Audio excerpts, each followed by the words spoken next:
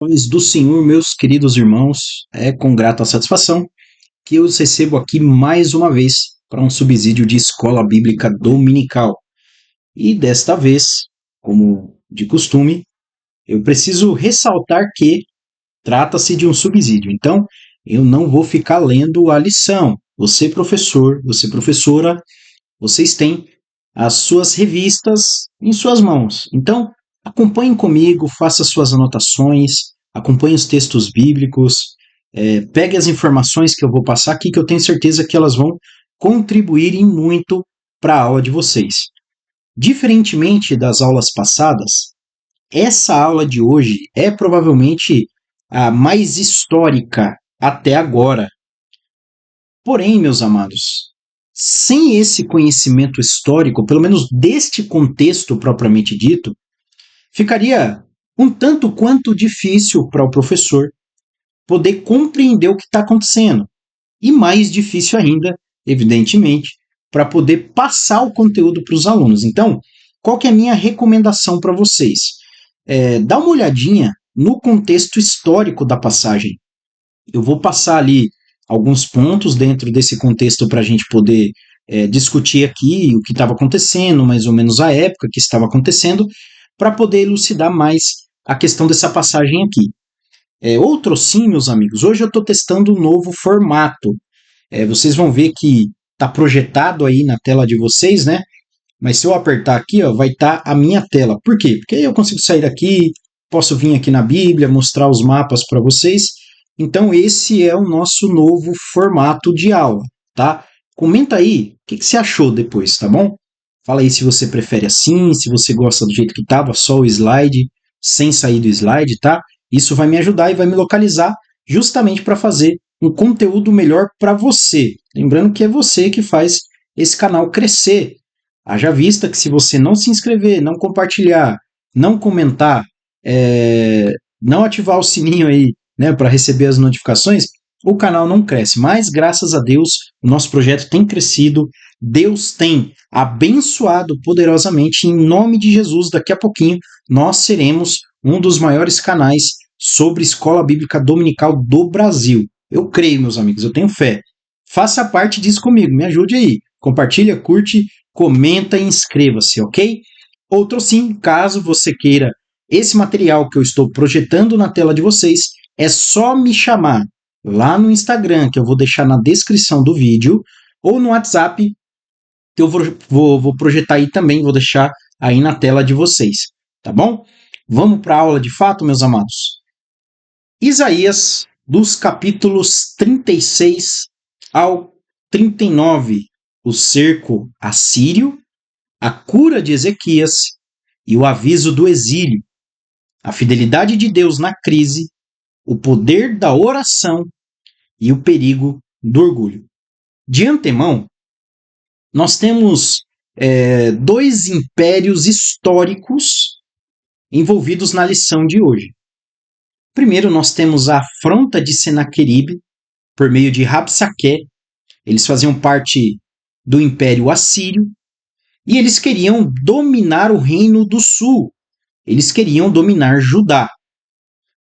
Porém, eles afrontaram não somente o rei Ezequias, mas eles afrontaram também o povo judeu e eles afrontaram principalmente o Deus de Israel. Ah, meus amigos, e a gente vai ver que Deus ele não deixou isso aqui barato. O contexto da passagem, anota isso que vai ser importante para a aula de vocês. Vai se passar em aproximadamente 701 antes de Cristo. Lembrando que antes de Cristo o tempo corre de trás para frente. Aliás, né, de frente para trás no caso, vem descendo. Então, o Reino do Norte ele vai cair sob as mãos do Império Assírio no ano 722 antes de Cristo. Quase 20 anos depois, o Império Assírio vai bater na porta do Reino do Sul. Eu só vou mostrar aqui para vocês a extensão desse império para que vocês possam compreender como que o negócio era gigantesco mesmo. Deixa eu só aproximar mais aqui. Olha aí, vejam bem. toda essa parte aí pincelada de, acho que é um salmão isso, né, meio alaranjado, era a extensão do Império Assírio. Então, nós vemos que a Síria está ali para cima, né, quase no meio do mapa. Nínive, até esse momento, era a capital da Síria, porém vai se estender para o leste, para o norte e para o sul, lá para o lado oeste, sentido Egito. Então, a extensão do Império Assírio foi gigantesca. E a gente vai ver, está escrito ali Jerusalém, quase no centro do mapa, é onde ficava o Reino do Sul. O Império Assírio passava por ali. Porém, o Império Assírio nunca dominou de fato o Reino do Sul, tá bom? O que estava acontecendo? Por várias vezes os assírios já haviam invadido o Reino de Judá, ou o Reino do Sul, mas eles nunca haviam dominado o Reino do Sul de fato. Só para fazer uma contextualização melhor, eu vou deixar também aqui na tela de vocês essa imagem aí. Eu creio que vai elucidar um pouquinho melhor. Eu acho que essa aqui vai ficar melhor. Vamos lá. Aqui mostra para nós Reino do Sul e Reino do Norte. A parte azul é o Reino de Israel e a parte em amarelo é o Reino do Sul, 722 a.C. Os assírios, eles dominam o Reino do Norte e os levam cativos. Lembrando que os impérios dessa época, tanto o Império Babilônico quanto o próprio Império Assírio, eles tinham uma política que nós chamamos de política do caldeamento. O que é a política do caldeamento? Quando eles dominavam o povo, eles retiravam os seus habitantes da região, mandavam para a região adjacente, e eles pegavam o povo dessa outra região e mandavam para outro local. E aí eles iam misturando os povos, isso daí ia fazer com que a cultura fosse enfraquecida, ia fazer com que a política local fosse enfraquecida. Era uma estratégia que eles utilizavam para conter rebeliões e assim por diante. E a época do Reino do Norte, e também depois, posteriormente, com o exílio do Reino do Sul, não foi diferente. O povo do Reino do Sul vai ser levado em 3 levas lá para a Babilônia. Voltando para o nosso mapinha aqui, ó, depois a gente vai discutir melhor sobre o Império da Babilônia. Esse mapa mostra os 2 principais impérios desse período, que era o Império Assírio e, posteriormente, o Império Babilônico. Então a gente vai ver, olha aí no seu mapinha aí, está na tela de vocês, lá de Jerusalém até a Babilônia. A Babilônia fica lá em Ur dos Caldeus, lá na Mesopotâmia. No nosso núcleo presencial, no nosso curso presencial aqui, nós estamos estudando geografia bíblica. Então, eu expliquei para os nossos alunos o que é Mesopotâmia, o que significa Mesopotâmia. Gente, contexto importantíssimo para entender passagens como essas. Tá? Isso daí vai contextualizar demais, tá bom? Lembrando que não eram 2 impérios que existiam simultaneamente. O Império Babilônico ele vai subjugar o Império Assírio e vai se tornar o novo império do mundo, tá bom?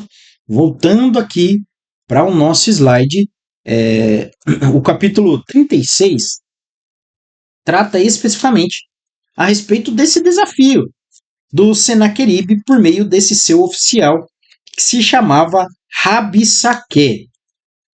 Dá uma olhada aí no texto de vocês, está lá no versículo 4. Rabissaque, ele vai chegar e vai dizer o seguinte para o rei Ezequias. Ora, dizei a Ezequias, assim diz o grande rei, o rei da Assíria, Senaqueribe. Que confiança é essa que você manifesta? Eu posso dizer, teu conselho e poder para a guerra são apenas vãs palavras. Em quem, pois, agora confiam contra mim e te rebelas? Eis que vocês confiam naquele bordão de cana quebrada, a saber, o Egito, que se alguém se apoiar nele, lhe entrará pela mão e lhe furará. Assim é Faraó, rei do Egito, para com todos os que nele confiam. Mas se me disseres, no Senhor nosso Deus confiamos, porventura não é esse aquele cujos altos e cujos altares Ezequias tirou, e disse a Judá e a Jerusalém, perante este altar vos inclinareis?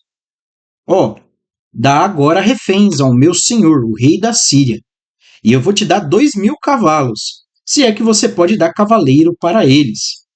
Então veja o texto, analisa aí o texto no capítulo 36 da sua Bíblia. Vocês vão ver que é uma afronta direta contra o povo, contra o rei e contra Deus. É como se ele estivesse dizendo assim, ô Ezequias, ô povo de Israel, vocês confiam nesse Deus aí? Vocês acham que esse Deus vai poder livrar vocês das nossas mãos?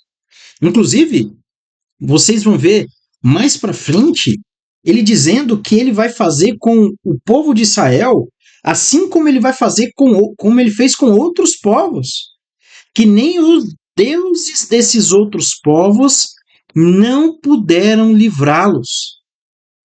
Ou seja, ele está dizendo, olha, Deus não pode livrar vocês das minhas mãos. Está lá no versículo 19.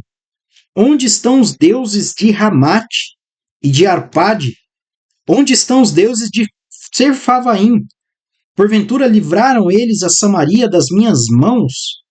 Voltando para o versículo 16, ele diz, não deem ouvidos a Ezequias, porque assim diz o rei da Síria, aliai-vos comigo, e saí a mim, e coma cada um da sua vide e da sua figueira, e beba cada um da água da sua cisterna. Olha só que palavras malignas, né? O que dá a entender que Senaqueribe está dizendo para o povo é o seguinte, olha, não confiem em Deus, não confiem no rei de vocês, mas confiem em mim. E em lições anteriores nós vimos o fruto da não confiança em Deus. Aqueles que não confiam no Senhor, eles perecem. Aqueles que não depositam a sua confiança no Deus eterno, eles perecem. Mas aqueles que confiam no Senhor, eles obtêm vitória. Assim como a gente vai ver no texto de hoje. Senaqueribe ele vai invadir Judá e vai cercar Jerusalém. Gente, se você não entende o que era um cerco a uma cidade, talvez você não entende o que é a extensão dessa passagem, a seriedade dela. Cercar uma cidade significa impedir que ali entre água e comida. Num primeiro momento, o povo não sente, mas à medida que o tempo vai passando, os recursos vão ficando escassos, a gente vai começar a ter relatos como aqueles do Antigo Testamento, que dizem que uma mãe teve que preparar o próprio filho numa janta para poder se alimentar, para não morrer, para a família não morrer. Então vejam como era terrível. Eles comiam os próprios animais, comiam os próprios parentes, eles praticavam canibalismo mesmo. E não esperava a pessoa morrer para depois comer. Muitas das vezes eles matavam o filho, a filha, para poder se alimentar da carne dessa pessoa. Então veja como o negócio era muito sério e o que eles estavam enfrentando agora era muito sério. Jerusalém estava cercado. Tinha um exército de mais de 185 mil homens às portas da cidade santa. E o líder daquele povo está dizendo, olha, vocês vão cair. Vocês vão cair. Vocês não vão ficar de pé. Afrontando o povo. Voltando, meus amigos, para o versículo 11, olha o que Eliaquim e Sebna, representantes de Ezequias, vão dizer para Rabsaque, que era o representante de Senaqueribe. Nós te pedimos que você fale a nós em siríaco, porque nós te entendemos bem, e não nos fale em judaico, aos ouvidos do povo que está sobre os muros. Então eles estão dizendo, olha, você está afrontando a gente, por favor, fala em siríaco, a gente te entende. Não fala em judaico não, que o povo ouve também. E isso era uma coisa muito séria, né? Imagina como ficaria o moral do povo vendo um afrontador desse saindo ileso. E no versículo 12 diz, mas Rabsaque disse, porventura mandou-me o meu senhor só a teu senhor e a ti para dizer essas palavras? E não antes aos homens que estão assentados sobre os muros, para que comam convosco o seu esterco e bebam a sua urina? Então, ele queria afrontar, ele queria humilhar sem dó. E olha as últimas palavras, dizendo que o povo comeria o próprio esterco e beberia a própria urina. Neste episódio, propriamente dito, as coisas não se sucederam dessa forma. Mas nós vamos ver que nos cercos e quando a Babilônia sitia, e mais para frente também outras guerras vão acontecendo, isso aconteceu de fato com o povo. Havia inúmeras punições nesse sentido. Eles faziam com que as pessoas se alimentassem dos próprios excrementos, ou por conta da fome aqui, né, eles acabavam se alimentando também dos próprios excrementos, né, das próprias fezes, da própria urina. Ou havia uma terceira forma de punir o povo. Eles amarravam tanto as mulheres quanto os homens, furavam os intestinos. Olha só como o negócio era terrível, gente. Tiravam ali as coisas que saíam e enfiavam na boca da pessoa. Então veja a afronta desse cara contra o povo de Deus. Ele tenta desmoralizar aquele povo. Ele tenta desmoralizar um nome, o povo de Deus e o próprio Deus. Ele zomba da fé que eles tinham em Deus, dizendo que nenhum outro Deus salvou as suas nações. Então imagina só, né? Se coloca no lugar do povo ouvindo isso aqui, gente. Povo reunido, pensando o que ia fazer, e o camarada ali afrontando tudo, a religião, a sociedade israelita do tempo, e dizendo que eles iriam cair, que eles iriam comer o próprio esterco e que eles iriam beber a própria urina. E agora, no capítulo 16, aliás, antes de nós passarmos para o capítulo 37, nós temos uma lição para o capítulo 36. As situações podem parecer desesperadoras, mas Deus continua no controle. Olha só, por que eu deixei isso aqui para vocês? Porque a aplicação prática deste texto, e você, professor, precisa entender que é necessário fazer uma aplicação prática na vida dos seus alunos. A aplicação prática deste texto é essa aqui. A situação estava fora do controle para o povo de Jerusalém. Eles não tinham nada sob controle. Ezequias já estava com todo o controle ali, não tinha mais controle sobre nada. Jerusalém estava cercada. Tinha um exército imenso, muito maior que o exército de Jerusalém, às portas da cidade. Então, a única coisa que restava a eles era confiar em Deus. E a lição nos diz: Deus continua no controle. Ainda que os exércitos me cerquem, nós precisamos confiar em Deus. Então, aplique dessa forma aos seus alunos. E graças a Deus, meus amigos, no capítulo 37, Ezequias, ele não vai recorrer a homens, mas ele vai recorrer ao próprio Deus. Versículo 1. E aconteceu que, tendo ouvido isso, o rei Ezequias rasgou as suas vestes e se cobriu de pano de saco grosseiro e entrou na casa do Senhor. Veja bem, por que ele se cobre com pano de saco grosseiro? E por que ele rasgou as vestes? Rasgar as vestes é sinal de indignação. E é literalmente rasgar. Eles pegavam ali o manto que eles estavam usando e rasgavam. É sinal de indignação. Mas se cobrir com um pano de saco é sinal de humilhação. Então, quando ele ouve a afronta de Rabsaque e Senaqueribe contra o povo e contra Deus, ele fica indignado, ao ponto que ele vai expressar isso rasgando as suas próprias vestes. Porém, sabendo que a situação era desesperadora, sabendo que ele agora não tinha mais o que fazer, as mãos humanas não poderiam trazer solução nenhuma para ele, ele vai orar a Deus, ele vai para a casa do Senhor, ele vai no templo. Ele recebeu algumas cartas, o rei Ezequias ele vai receber algumas cartas dos mensageiros, isso está lá no versículo 14. Recebendo, pois, Ezequias as cartas das mãos dos mensageiros, lendo-as, subiu à casa do Senhor, e Ezequias as estendeu perante o Senhor. Eu gosto de tentar imaginar a cena na minha cabeça. Olha aí a imagem na tela de vocês.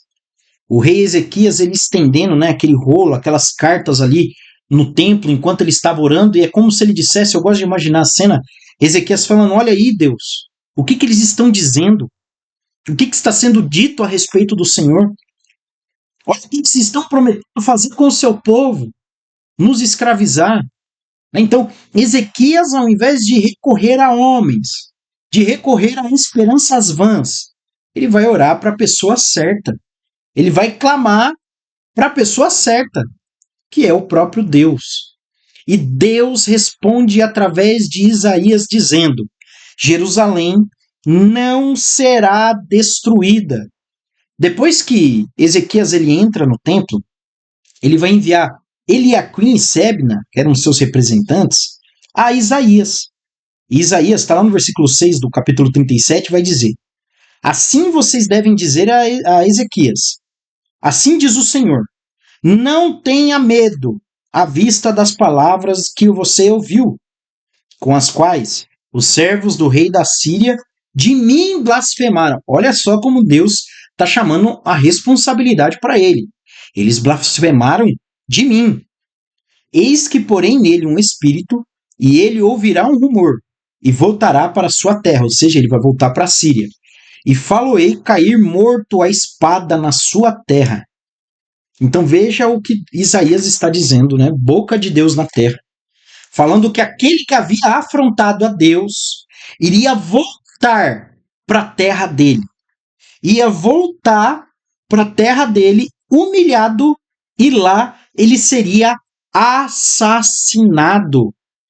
Gente, isso aqui é coisa linda, senhores.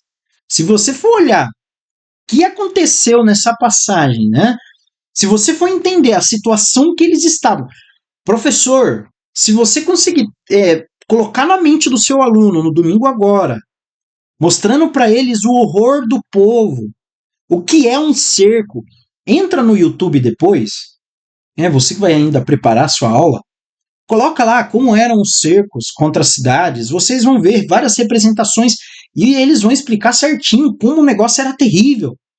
E o povo sabia. Imagina o desespero do povo, gente. E graças a Deus, o líder daquele povo se voltou para Deus. Se voltou para o Eterno. Porque o Eterno, sim, ele tem condições de fazer alguma coisa por nós. Naquela mesma noite, meus amados, naquela mesma noite, Deus enviou o seu anjo. Está lá no versículo 36. Então saiu o anjo do Senhor e feriu no arraial dos assírios a 185.000 soldados.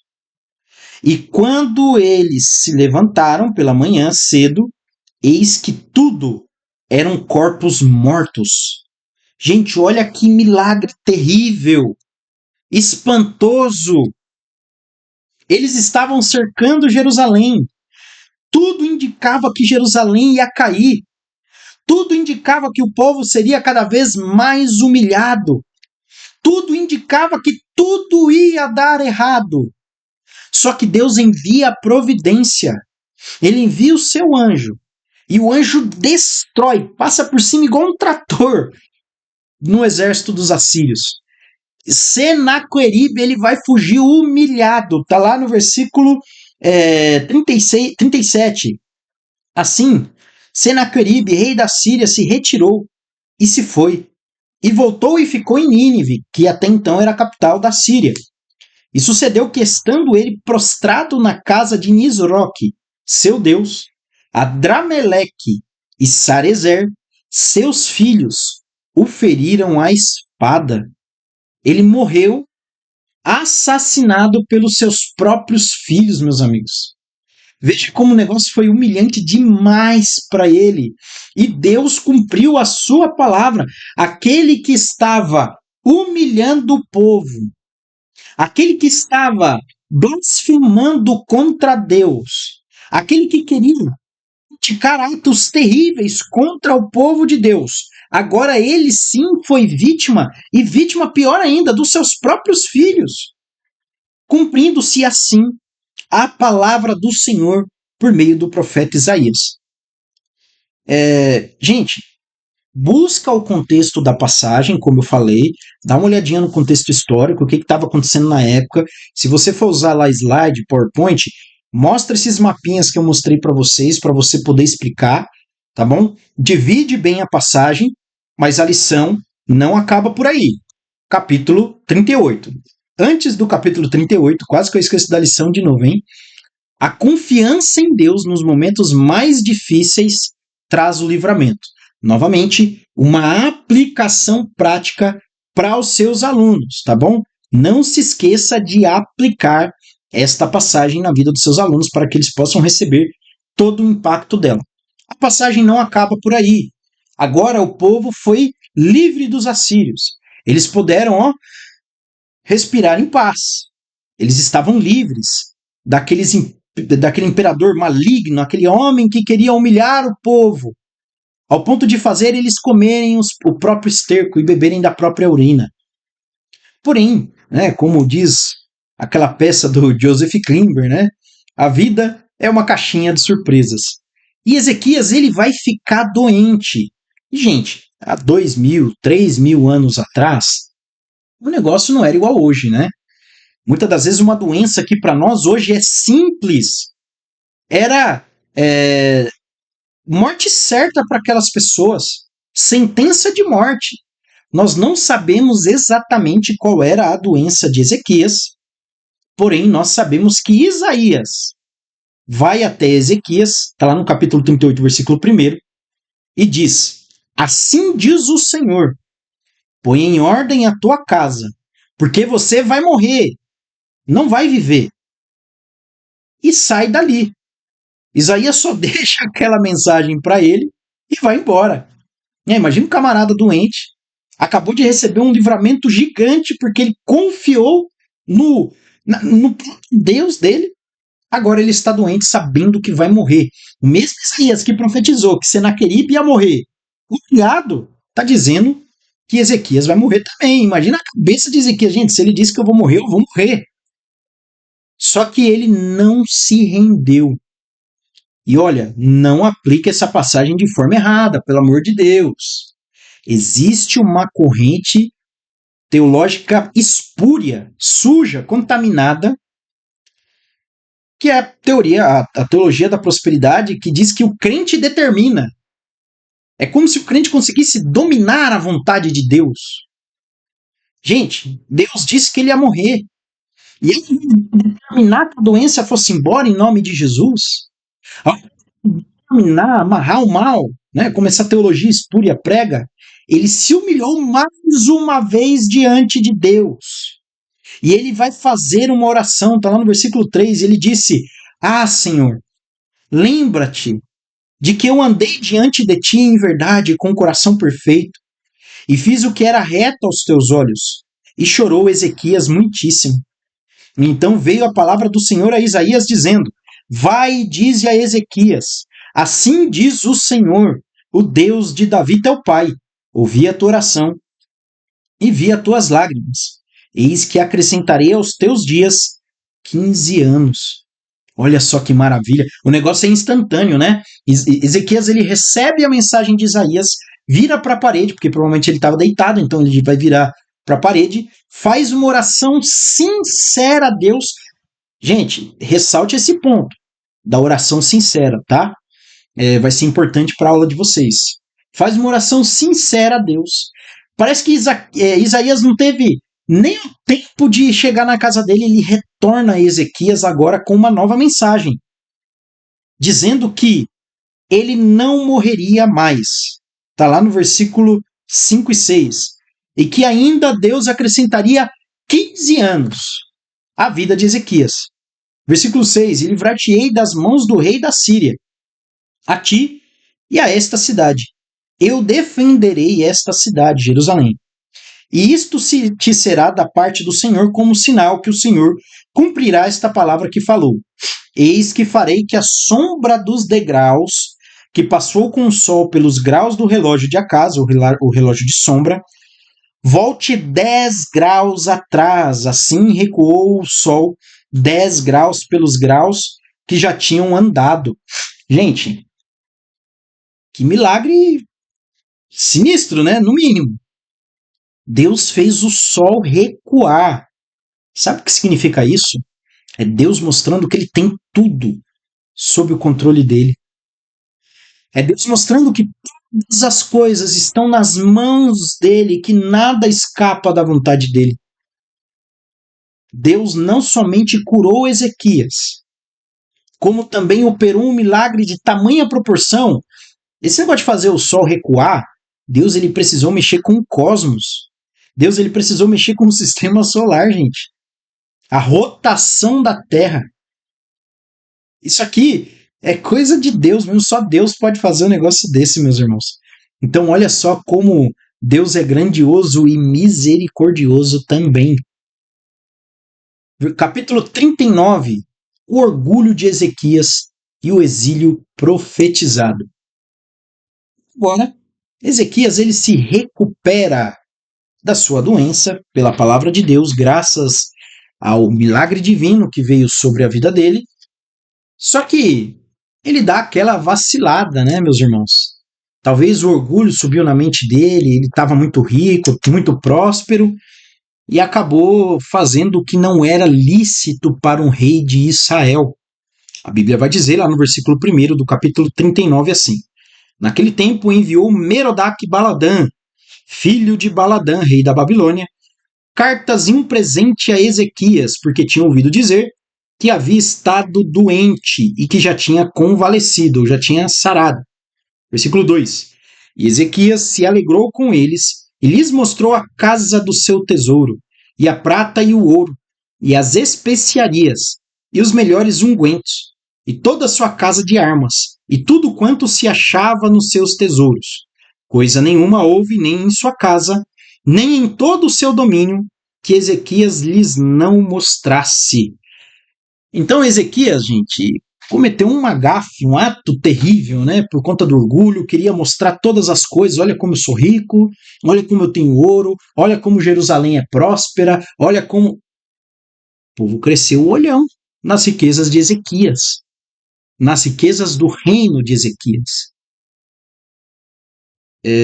Como aplicação prática, e eu trago isso não só para a minha vida, mas para a sua vida, professor, aluno. É bom que você discuta isso também com seus alunos. É aplicação prática, tá? Os alunos sentirem o impacto da mensagem. Muitas das vezes nós ficamos entusiasmados e confiamos demais nas pessoas. Em muitas partes dessas vezes, né, muitas dessas vezes, essas pessoas às quais nós não confiamos, nós confiamos, não são dignos de nossa confiança. E eles acabam sentindo uma certa inveja do que Deus nos deu, da bênção que o Senhor nos concedeu. Só que não confunda as coisas, viu? Quando eu tô falando inveja, não é aquele negócio lá da pimentinha, né, do olho lá que repele inveja, essa bruxaria aí não, tá? Não é disso que eu tô falando. Eu tô falando de que tem pessoas que acabam desejando o mal para nós. Pessoas que até acabam planejando o mal contra nós justamente por conta de inveja. E com Ezequias não foi diferente. A Babilônia seria o próximo império depois do Império Assírio.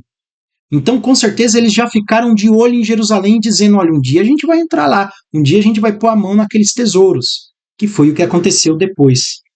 No versículo 3 nos diz: Então o profeta Isaías veio ao rei Ezequias e lhe disse: Que foi que aqueles homens disseram e de onde vieram a ti?